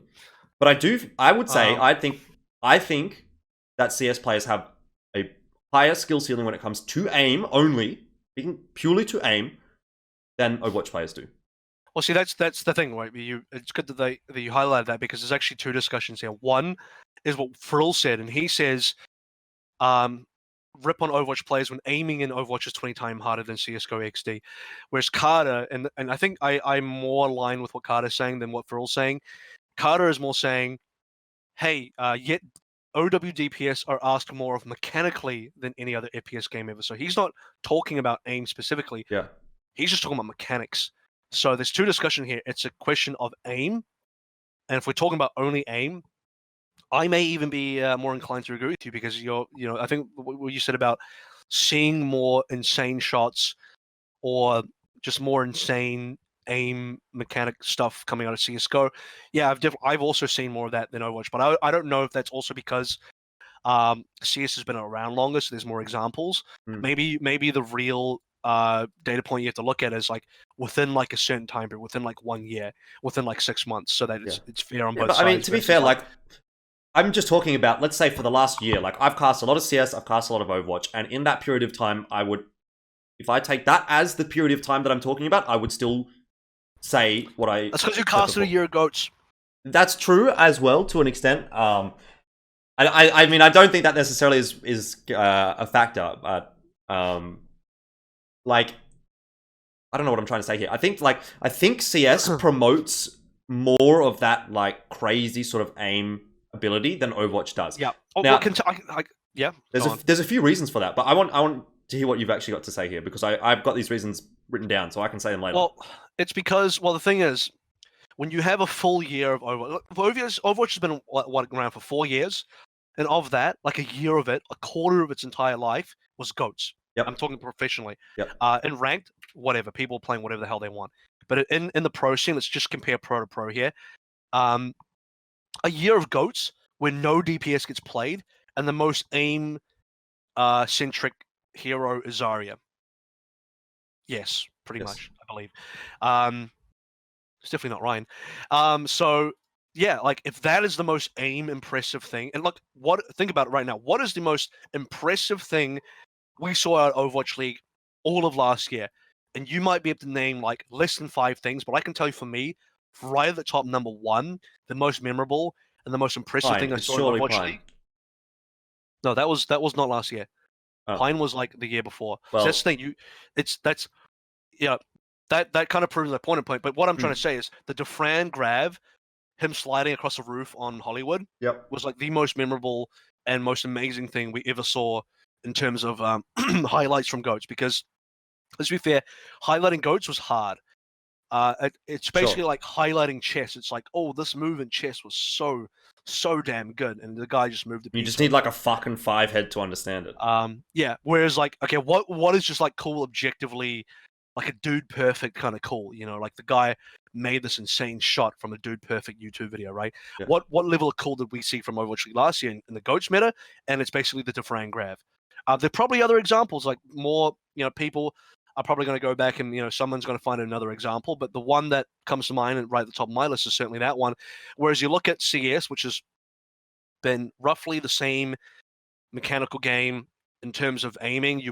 We even touched upon earlier that it's just like same guns, M4, AK, AWP, same pistols and all that. And it's been the same kind of things. You're definitely going to have way more examples and find way more examples of like insane aim when your game is more based around aiming to start with, whereas like Overwatch's game is more based around the teamwork and the abilities and how the heroes kind of work together. And then inside that core experience is here's your DPS who do the insane aiming things, and here's the rest of the game. Where for CS, here's like everything is just the aim. It's like everything is like kind of that. Or a large portion of it. I wouldn't say everything necessarily is, but probably like 50% or 60%. Very big majority of it. Yeah. So, but the difference for me here is, and these are my points that I wanted to bring up, is that CS is a game that punishes you so much harder for missing your shots, right? If you miss a shot in Overwatch and you're a tracer, you blink away or you recall away or whatever, or you probably just don't even take a killing blow. Like, the only time that you ever die in one shot in Overwatch is a Widowmaker hitting you with a headshot or a Hanzo hitting you with a headshot. Pretty much. True. Whereas in CS, you can die like that. If you're in the wrong spot, if you're spotted before your opponent, you die before you can even turn around. So I would say, I think actually in CS, the game promotes you to aim better just by virtue of the fact that you get punished so much harder for not hitting your shots. So you intrinsically just become a better aimer, or at least that's the focus of a lot of your training, is just to, if I kill him faster than he kills me, I win. And there's even like the discussion of like, okay, well, when we talk about Overwatch versus CS:GO here, like if you were to describe your CS player, it's pretty cut and dry. It's pretty cookie cutter. It's everyone is basically doing the same things at a very like basic general kind of level, and it's only when you break it down do you have like different positions and stuff. Yeah. But everyone's still shooting, everyone's still throwing utils, everyone's still doing the CS thing. Whereas in Overwatch, like if you were to take it to a very general level, you just say like who is the, you just like, this is like marketing demographic levels of generalization, right? Who is the Overwatch player? What is your quintessential Overwatch player? And it's kind of hard to nail that down, because is your quintessential Overwatch player a support or a tank or a DPS, or is it a combination? Do they play multiple roles? Who is that person? It's hard to say who that person is. So I think on a level of like, if you were just to use that level of generalization and you said CS versus Overwatch, it's very clear that CS is a more demanding game.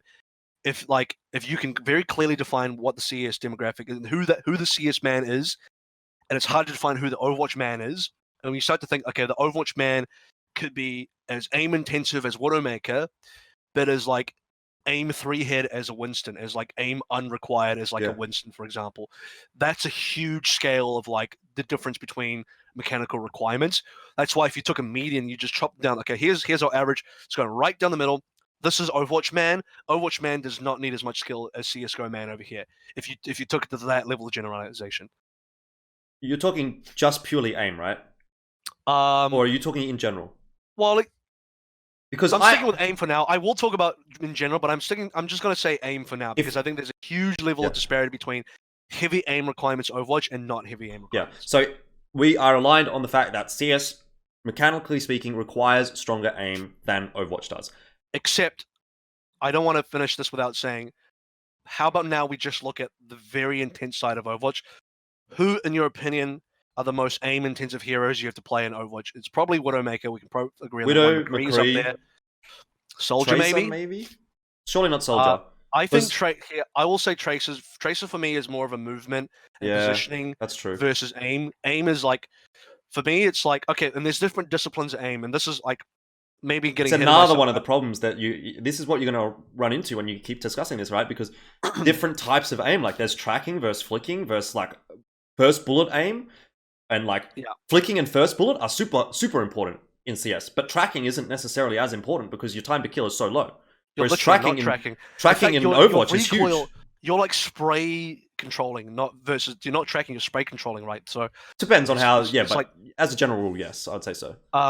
So okay, let's take it one step at a time. Let's stick with who we think the most aim intensive heroes in Overwatch are, and it's probably Widowmaker, Ed McCree, and maybe you chuck in another DPS or maybe Hanzo. What about Symmetra? Well, if you put Symmetra in there, you also put Zarya in there. Yeah. So basically, it's stuff like that. Maybe we can name like 3, 4, 5 even heroes. Like you could even just drop Ana in there, even though you don't need headshots, so maybe not so much. But yeah, I think Ana's not part of that. But the point is, like, okay, let's even just take Widowmaker and McCree only. Would you say those are the top 2? Yeah, definitely. Without a doubt. So if you looked at only those 2 as the top 2, and now we're specific, we got rid of the Winstons, and so this is part of what Carter was saying as well. People saying it's noob friendly because the hero Winston exists. So let's pretend Winston didn't exist. Let's pretend Overwatch. Let's only look at the high level DPS and the top DPS picks and their requirements, and they're playing Widowmaker and McCree. Is the game hard for you now as a DPS player if you're playing Widowmaker and McCree, mechanically speaking, from an aim perspective? Yes. However, does Winston exist on the other team? Now, because this is an important factor, right? Yes. Because the shots that you have to land in Counter-Strike are on small characters who may be crouched, who may be behind some degree of cover. You might really only be able to see a pixel of the character in Counter-Strike. Yeah. But in Overwatch, if you're a DPS player and there's a giant fucking Winston in front of you, like, it's almost harder to miss those shots than it is to hit them, if that makes sense. So I think that also plays a factor, right? The hitboxes in Overwatch are so diverse, and some of them are so much bigger, that again, it's like, well, it depends on who you're shooting. So again, to answer that, the example I'm going to use is you are playing either Widowmaker or McCree, but you are playing up against standard 2-2-2. And maybe to make things more interesting, it's maybe dive. You're going up against like Tracer Genji, Winston D.Va kind of stuff. Would you say like your requirements, your game now as a DPS player who's playing either McCree or Widowmaker, and this is pretty realistic because let's say you're playing Mei McCree versus Tracer Sombra or Tracer Genji. That's a real matchup in Overwatch, at least recently. Is the game extremely hard for you, and is the requirement of aim really difficult for you as an Overwatch player, as pro, compared to CS? I don't think it's as high. Right. Because it's such a objective thing, isn't it? Like, you just look at this and you say, okay, well, I have an opinion, you have an opinion. But I think if you put a CS player in an Overwatch player's shoes, like if you put a CS player playing McCree and all they had to do was shoot people, they didn't have to think about their positioning, they didn't have to think about their ability usage, they didn't have to think about their role in the team or anything else like that. If it's just down to raw mechanical aim, I think the CS player wins there. Okay. But then this is where it gets tricky, right? Because then you have to start adding all these different contextual stuff onto the Overwatch side, because it's no longer, I think it's very easy to just get like this almost sample size of, it's very easy to look at CS:GO and just the example is typical 5v5. You have gun, they have gun, and you shoot each other. This is like super generalized. But then in Overwatch, you just can't nail that. We even talked about this earlier in the last topic. It's like, well, what even is Overwatch the game? We didn't even have a defined Overwatch game until 222 was a thing. Yeah. And that was like still pretty recent. So, like I was saying, like CS:GO man sits here. This is CS:GO man. Very easy to identify. Overwatch man, I don't know where is Overwatch man, because Exactly. now you have to start to think about, okay, let's move away from aim and let's just talk about mechanics. Yep. Because we already mentioned mechanics involves in Overwatch especially, mechanics involves different aiming disciplines, and you need to be, especially if you're an Overwatch League pro and you're like a top level Overwatch League pro like Prophet, who is like consistently a top 3, top 2, if not the best DPS still in the league. We haven't seen this year, so jury's out.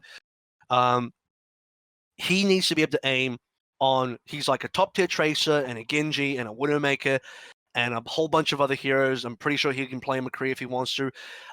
In Goats, guys like him will play the Zarya as well. So you've got all the different types of aiming mechanics. You got projectiles that range from Genji shurikens to like fire rockets. And then you have like hit scans between Widowmaker and McCree, and then you have like tracking aim between like Symmetra and Zarya. And even Soldier has tracking aim involved. And look, while the Overwatch people will just jump in real quick and say, okay, but those are split into two roles. You have a flex DPS and hit scan DPS. But what you'll also find is that to be a really good DPS, especially when you look at Overwatch League level, they're actually a lot more fluid. It's not as like if you are only hit scan level hit scan specialist in Overwatch League, you're not as valuable as someone like Prophet who can play a wide range of characters with different disciplines. So if we talk about having the requirement of mastering different disciplines as a core part of being a good DPS player in Overwatch, to me that really raises the bar of requirements for Overwatch players. Yeah, but again, that comes back down to the discussion about skill versus aim, right? So we've already sort of moved away from that aim debate, which I think is where this initially started, but then it's sort of moved into which game requires more skill, and that is almost comparing apples to oranges in a way, So there's just too many factors in my mind to be able to even compare Overwatch to Counter-Strike if you're taking a holistic approach and saying which player is more skilled. And I think we can also agree, here's the things I want to address in terms of at least what people are saying. I don't think Overwatch is a noob-friendly FPS. I would guess that you also don't think that. I mean, I would actually say it depends on your interpretation of that. Okay, I think the barrier to entry for Overwatch is a lot easier than barrier to entry for CS. So in that respect, yes, I think it is a noob-friendly FPS. But the skill ceiling is quite high as well in Overwatch. So it's like, where are you talking about? Okay, so let me place some context in that question though, because I didn't really put any context there. So it's like, well, obviously, if someone just jumps on Mercy, here you go, here's your noob-friendly game. But contextually, is it noob friendly as an FPS title competitively if you were trying to go pro? Let's think about it from the fact that I'm gonna pick up the game and I have aspirations of going pro. Is the journey, and forget about like the political stuff. I was just going to say, are we talking about infrastructure as well, or yeah, no. Forget about like the political side, infrastructure side of like how easy or hard is it for me to join a team and get into like a pro league or a major or the Overwatch League. Forget about that side and just think about like how easy or hard would it be to get to like what even would be a good level, like a somewhat like even amateur pro level, like you're like a fledgling pro, or maybe we have different levels, maybe from fledgling pro to like an actual like top tier pro in either Overwatch League or CS:GO.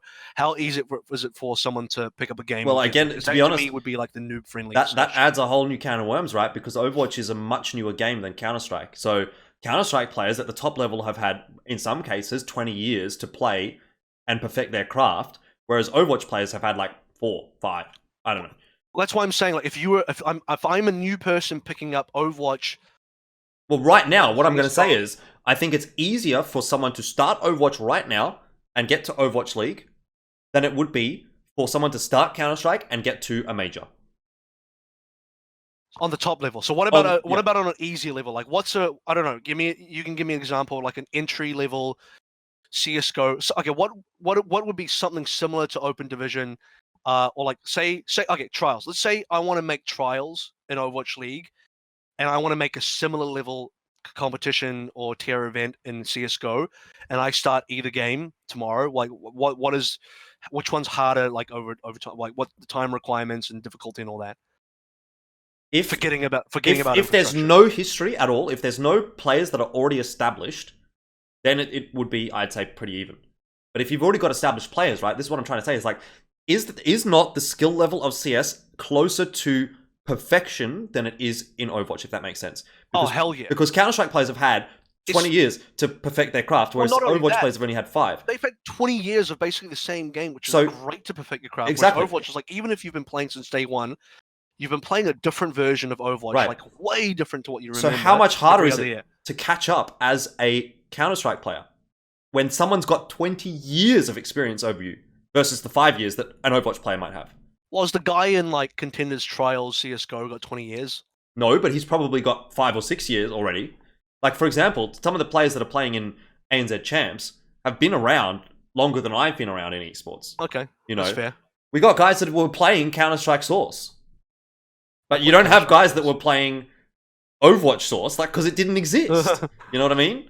Those guys are called TF2 players. Right. Gordon. Still a different game, though, right? Yeah. I mean, Counter-Strike Source is a different game as well. There are different mechanics and whatever, but the translation is definitely there, and it sort of, I think, is a more direct translation. So now let's add another layer. So we talked about, okay, top level DPS picks, but then we also talked about, okay, well then aiming disciplines and requirements here. But then let's also talk about the actual mechanics of playing against the other players, because then you have this added level in Overwatch that doesn't exist in CS, which is like, not only do I need different aiming disciplines for the different types of guns and shooting mechanics, but I also need to then relate that aiming experience contextually to the type of enemy I encounter, whether that is a small, quick character like Tracer, or someone that's like invisible like Sombra and very sneaky, to something that's like huge and in my face like a Winston or a Ryan, to something like, that's flying in the air like a Pharah, or that can like instantly dash into me and wall climb like a Genji. Like, the matchups in Overwatch can be so extreme in terms of what is required to beat this hero versus that hero versus the next hero. Whereas in CS, it's like, the guy is the same hitbox as his other teammate as me, and if he crouches, he can only be this tall. If he stands up, he can only be that tall. And he can only have these guns which do the same things as my guns, and we have the same grenades and all that. So what's your take when you start to add this level of an extra complexity of to Overwatch? My counter to that would be, I think the extra level of complexity in Counter-Strike comes from the fact that people can be coming from anywhere and be anywhere, if that makes sense. Like, in Overwatch, I feel like the fight... like Sombra. Well, I guess, but you always know that Sombra is going to be around point... Like, let's say you're attacking point A. Sombra's always going to be around point A. But let's say you're attacking the A bomb site on CS, you may still have 2 players on the B bomb site, or they might have 5 stacked players on the A bomb site. Like, you don't really know that. And then when it comes down to a clutch situation, it's like, did the guy rotate early? Did the guy rotate late? Has he even rotated at all? Yeah. Okay. Am I going to have to take an Angel? So it's that's still the same kind of... Like, it's different, definitely different, but it's similar sort of thing that you have to think about, right? So that's a strategic thing. That's a strategic conversation, and it's definitely valid. But to bring it back to more mechanically, I was more referring to like the mechanical. They can go up and down and across, and they can double jump and shift and all that stuff. That's what you're saying, right? Yeah, and then one of them can put a shield in front of you. One of them's got 500 HP. The other one's got 150 HP, and then one of them could be like, you think they have 150 HP, and then they suddenly have 200 HP because they received an armor pack from Brigida, or this and that, or like some of them. Or like, even, let's forget about the movement, even like the height variations in map design. If you're playing Eichenwalde, for example, and you push into B after opening those gates, that's like one of the most extreme height variations in an FPS game. Like, well, maybe not an FPS game because like arena shooters exist, but like if we start to compare like CS and stuff, you will never get that kind of variation. Not even like maps like Vertigo and like Nuke and stuff like that. It's just maybe not, but I mean, it's still there. I don't know. Like Nuke on rafters or Train in Heaven or something like that. Like, there are still height variations. So, but it's way more common in Overwatch. It's like on every map in Overwatch. Yeah, but then I think that comes down to just the mechanics of the game, less so than the aim, if that makes sense. It's like, that's an established mechanic in the game. That's something that you're used to. That's something that you expect. And therefore, it's something that you naturally are accounting for during your aiming process. So height variation aside, then what about the movement stuff? What about the Genji dash and the Tracer blinks? Again, that's something that you're expecting and anticipating. So is that okay? Here's the question: is that part of your aim, or is that part of your game knowledge? So, well, I'm saying I'm talking about mechanics. But what I'm saying is like, it's easier to hit that person if you know what's going to happen, right? If you know they have a dash in their back pocket, you're going to instinctively know that if they dash, if they're here, they can be there. Yeah. So that's not so much aim; that's more game knowledge. Well, let me speak to aim then, because what I'm trying to argue here is like, in terms of learning aim disciplines, we talked about the different guns you have to master in Overwatch, which can be wildly different from each other. But then I'm also talking about among to magnify, to like multiply that further in terms of difficulty and complexity. Do you not have a case where then, like, sure, you expect Tracer, Blink and all this stuff, but to learn and have the mechanics to deal with that, versus then dealing with the Genji, versus then dealing with this hero, then that hero, which then moves differently and has these things, is so much to learn, and there's so much to master in terms of how to handle that matchup, versus something like CS, where again, you know the guy's this tall, you know he can only move this fast, you know that the CSGO guy can only go as fast as you can, and everyone does the same thing. What's the difference then between, for example, say, Tracer recalling and being in one spot and then appearing in another spot, versus someone else just appearing on your screen in Counter-Strike, right? It's still the same mechanic of you'll have to flick your aim across. Yeah, that would be true if you only went up against Tracers. But what I'm saying is, yeah, sure, you got that at Tracer, but then what happens with the Genji? Now you have to have a different approach to the Genji that's different than your approach to the Tracer. And now you have to have the different approach again to the Winston that was different to the two that was just mentioned. And you just keep going for all 6 different heroes. You have to have this different approach for everybody, because they all have a different type of thing that you have to aim, whether it's a style of aiming, like, now I have to aim against a guy who can double jump, versus I don't have to think about that against Tracer. Against Tracer, I can have a crosshair placement where I know Tracer is only this tall, and maybe she blinks, and I just put my crosshair like where I think she's going to blink. But I can't do that versus like other heroes, because everyone's got a different size and different hitbox. Yeah. Well, maybe that's why crosshair placement is so much of a bigger thing in Counter-Strike than it is in Overwatch, right? Because like in CS, like 90% of aiming, it feels like almost sometimes, is crosshair placement, which you just don't get at all in Overwatch in comparison. Yeah. So I think, again, it's just a situation of apples to oranges, you know?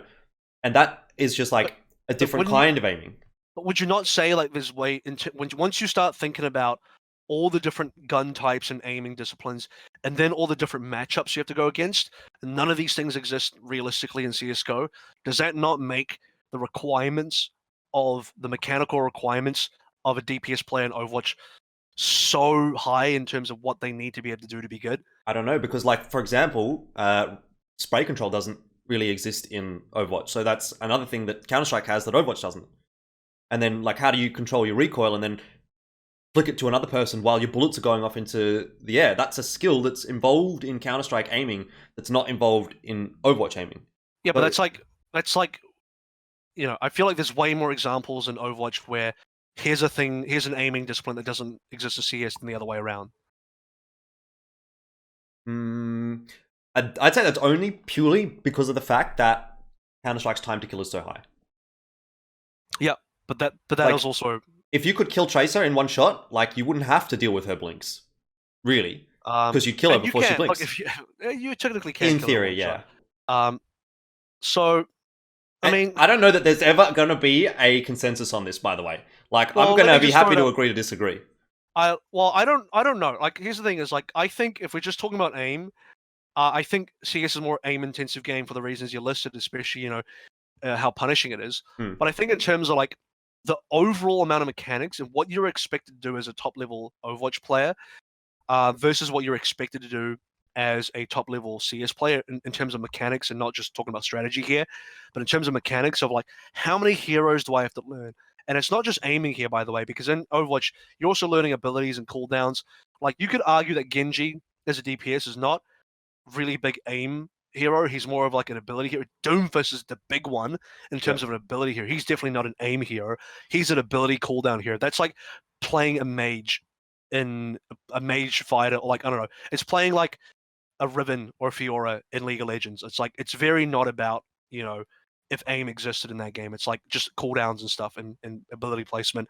DPS players are expected to learn all of these things and master all of these things that are so wildly different from each other. Whereas I feel like if you were just playing CS and you just played CS and the things you have to master is not as much, simply because the game is just more defined of this is the game. Whereas Overwatch is like, what is the game? Yeah, but you think about how many like smokes and flashes and different variations of that kind of thing there are in CS as well. So like that may not be like that is to an extent it's a mechanic, right? Talking about throwing grenades? Yeah. I guess, but like you're learning grenade placement is very minor compared to learning like 5 or 6 different DPS heroes expected to be master on all of them, and they all have wildly different abilities and aiming requirements.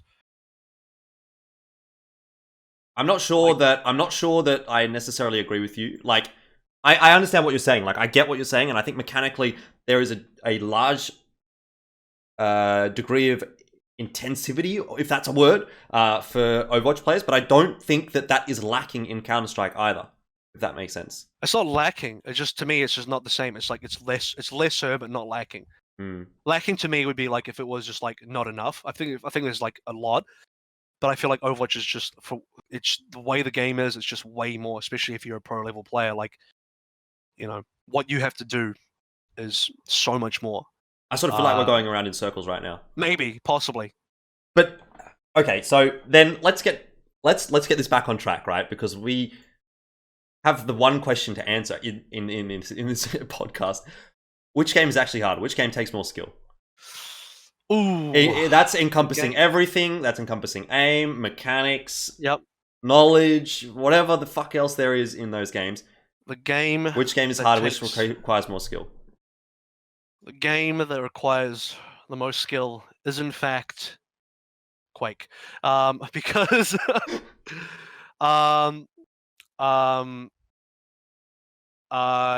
do want to get into that, but it's actually so between Overwatch and CS. I think aim is CS, but I think overall mechanics is Overwatch for me. Okay. To answer that, I definitely think it's aim in CS, and I'm still not quite sold in the Overwatch department. I think that's probably more of a 50-50 in my opinion. So I'm going to give it to CS, just a little bit, just slightly. Let's talk Quake though. Yeah, because you need think about how many aiming disciplines there are in Quake. Between the differences of hit scan to like plasma projectiles to like rail hit scan is even different to like the machine gun hit scan, which is more tracking, and then you got the LG lightning gun hit scan as well, which is like just more extreme version of the machine gun, versus rockets versus grenade launcher, which are all different projectiles. To well, I guess those are all the main weapons, right? And then having to now, this is the thing where like you actually do need to be able to use the majority of those. It's not like, oh, I'm the hit scan DPS and I'm just going to use a rail. You have to do it. You can use a rocket. Yeah. No. You have every gun and you have to know how to use all of them. With the exception of maybe some of the less popular guns like the grenade launcher, which is just used to spam. But so there's that, and then on top of that, there's the movement as well. Movement Quake is like pretty advanced, I'd say, like for the most part. Compared to like, this is where like hardcore bunny hopping still exists versus bunny hopping not existing in CS because they had to get rid of that because it was a little too good. Yeah. So and also then the time to kill being like very slow. So, and this is the thing, this is also why I think I respect the aim required, because time to kill being slower means you have to land more shots more consistently to get a kill. It's not like first bullet aim, I get that hitch on the AK and the guy's dropped. It's not like that. I have to get multiple headshots don't exist in arena shooters, but I have to land multiple rails, multiple rockets, multiple this and that, and be so consistent to actually get the kill. But you're given more ability to be consistent by virtue of the fact that you also don't die as easily. Yeah, well, that's why it's more of like, it feels more of like a boxing match that you sort of go the distance on it, versus like the guy who like lands the first punch and he just gets a knockout, which to me is like yes, and versus like a boxing, which is like, okay, I got to go full 12 rounds here how do I got the same tools as the guy in the other corner, and we got to go 12 rounds. Like, what have I got to use? How do I outlast this guy? How do I be more consistent and land more punches overall? Yeah. And that to me feels like a more difficult thing than just to be able to land that first shot and get a headshot. Yeah. All right. Well, we're going to agree to disagree, I think, for the majority of this. So let's start to wrap things up because we've been going for an hour and 40 minutes. Damn, Yeah. our usual time then. It's a big time. It's a big one. Let's jump into final thoughts. We've obviously talked a lot about the hero rotation earlier on in the piece. We sort of ended up agreeing that ultimately the hero rotation is potentially a good thing for viewers, but most likely a bad thing for the players. Is that fair to say? Yeah, and I would even add to that as we don't know fully if it's a good thing for viewers yet, because viewers still, after a certain period of time, if viewers still think it's good, then it is good. But otherwise, I'm still hesitant to say it is good until we've had a little bit of time. And Exactly. I guess the opposite is true as well. Yep, we So, need to wait and for see, players. I suppose. The jury's really out. It's going to be a case of check back in 6 months. We might have another episode about it, breaking it down when we have a little bit more data. And obviously the aim debate. Is it dumb, AVRL? Is it a dumb discussion? I think people should just be less insecure about their games and just like, I don't know, like, just if you like your game, That's no cool. harm there. Just like your game. Yeah. I always think like trying to knock down someone else's game is a little pointless. Like, I don't see what you get out of that unless you're like a sadist who likes to hurt people. But it's like, I don't know. I see it from a perspective of potential insecurity where like, oh, this game is threatening my game, and I have to show it what's up. Like, I see it from that perspective, or I see it from the perspective of I just like being mean, and both of those don't seem quite right to me. So I would just say it's dumb from the perspective of like, who cares? Just play the game you want to play and enjoy it. Yeah. But I don't know. It does provide a bit of interesting conversation when you can be objective about it and civil about it. Yeah, I definitely think it's an interesting discussion to have, but I really hate people that like are prepared to shit on other games because they think their game is better. I had a massive rant about this during one of the broadcasts that we had earlier this week because we had a bit of a break, and I was just saying like, if you like your game, that's fine, but don't have a massive debate or shit fight on Twitter because you think CS is more aim intensive than Overwatch or more skill intensive than PUBG or whatever. It's like, maybe try to look at it from everyone else's perspective, because in reality, I feel like a lot of people that are making these arguments have really only played one of those games, or really only cared about one of those games, or really only watched one of those esports.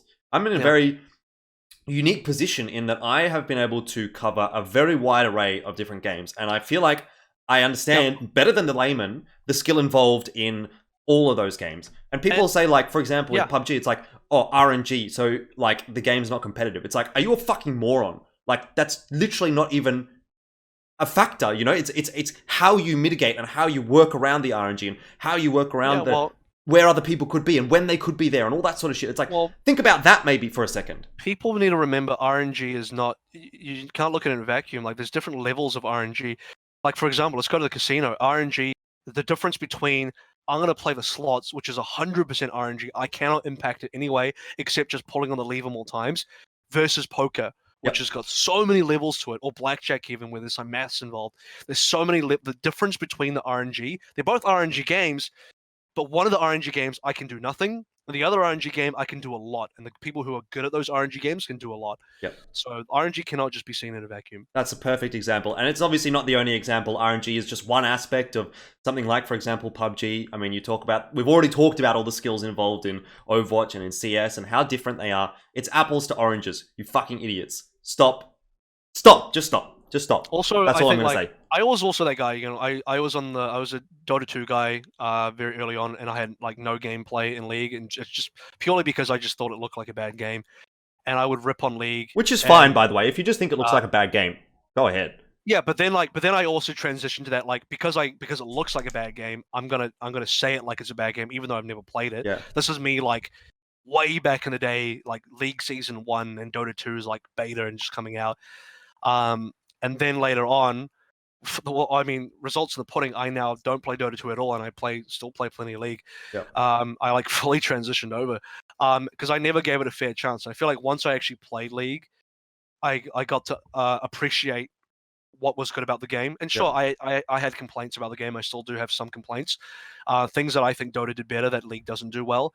But it doesn't mean that League was a bad game for me anyway. I found a lot of merit and a lot of respect for things that were in League that I actually think Dota didn't do very well.